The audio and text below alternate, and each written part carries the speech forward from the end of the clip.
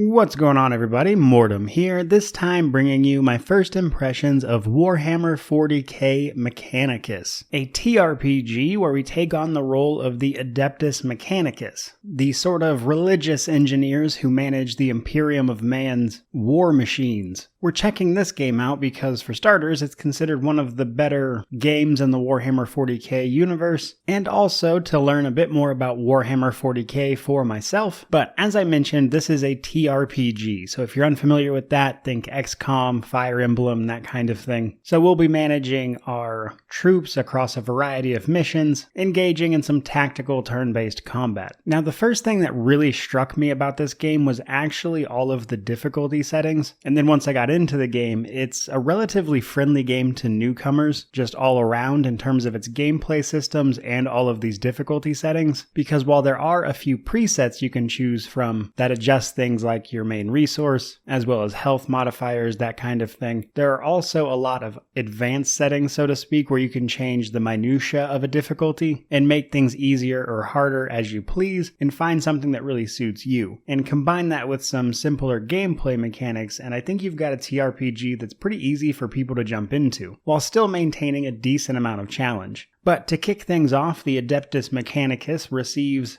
a transmission from one of their people thought long lost, and after going searching for them, following up on their mission, we come across a bunch of Necrons who are awakening on a planet. Our goal then becomes to secure as much technology and learn as much as we can before all of the Necrons awaken, which acts as a sort of background timer for the game. As we complete various missions and fight off the Necrons, we have to deal with an awakening meter, which basically determines how well known our presence is on any given mission. And at the end of that mission, our level of awareness here gets added to the awakening meter, which then progresses the game. Once it fills up to 100%, if you haven't got to the end game already, the end game is forced upon you. Now, the missions that we're undertaking are interesting in that there's a bit of sort of randomness to it, but there's also some more curated missions that are like boss fights. But as we progress and explore the planet via these missions, we get these missions from various leaders of the expedition, which all lay out some scenarios and progression, if you will, for the game. And I mention that specifically because you do kind of need to pay attention who you're actually doing missions for, because I made the mistake of doing some of the DLC missions a bit early into the game, which is not something you want to do. You want to hold off on those a little bit. But let's actually talk about the combat a bit. So the beginning of it can be a little challenging, though it does get easier as you start to ramp up your abilities and troops. But as far as TRPGs go, it's pretty manageable. Now, your main units, the ones that are actually important, are your tech priests. These are the units you'll actually be upgrading and customizing. However, in addition to tech priests, you can also bring along members of the Skitarii, which are basically just cannon fodder, though you can unlock various types and troops to accompany you, and they can all serve their purpose. But the main troops that you need to watch out for are your tech priests. You'll be spending Blackstone, the game's main resource, to upgrade your tech priests, which will allow them to augment their bodies into many different specializations, all while becoming more and more machine than human being. Now, if your tech priests all die, you lose the mission. Your troops are less important. You don't have to replenish them at all. You have an infinite supply of them. However, you can only take so many with you on a given mission, and they all perform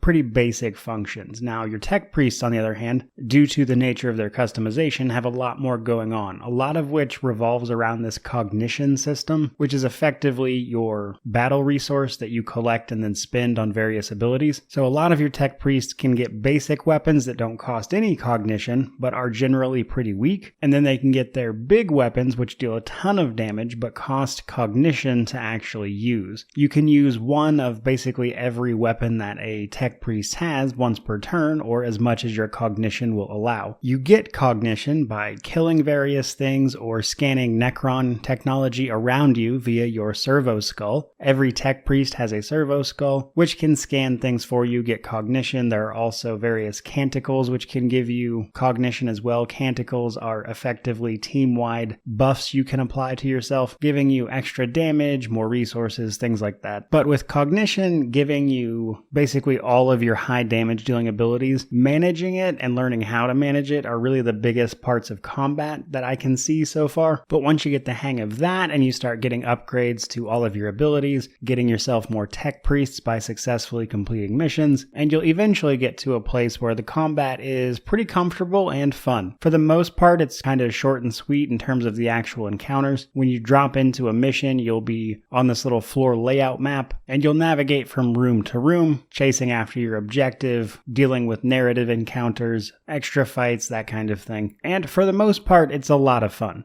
Due to the randomness of it, there are occasionally fights where you'll just get destroyed before you even get a chance to move because you have bad luck with, say, your initiative, that kind of thing. Though a bit later in the game, once you actually get all of your stuff together, that gets a lot better. I will say the beginning was a bit challenging, especially not knowing the mechanics that well. But once I got past that part, all of the variety afforded to you via all of the augments and things you can change and customize about your tech priests, and it feels like the game knew what it wanted to do, because as we wrap this video up, I wanted to mention that this is a relatively short experience. One playthrough is going to run you about 20-ish hours. I'm going to have to play through it probably 3-ish times at least, but the relatively short nature of it, all of the difficulty settings, the relatively easy to grasp mechanics, as opposed to other TRPGs that have much more extensive upgrade systems, all make Mechanicus here honestly a great first step for people just getting into TRPGs, with my only complaint here towards the beginning being that the start of the game can be a bit rough as they don't really give you any direction and it's easy to stumble into things beyond you. But once I got past that, it's been quite a bit of fun. But that, guys, is my first impressions of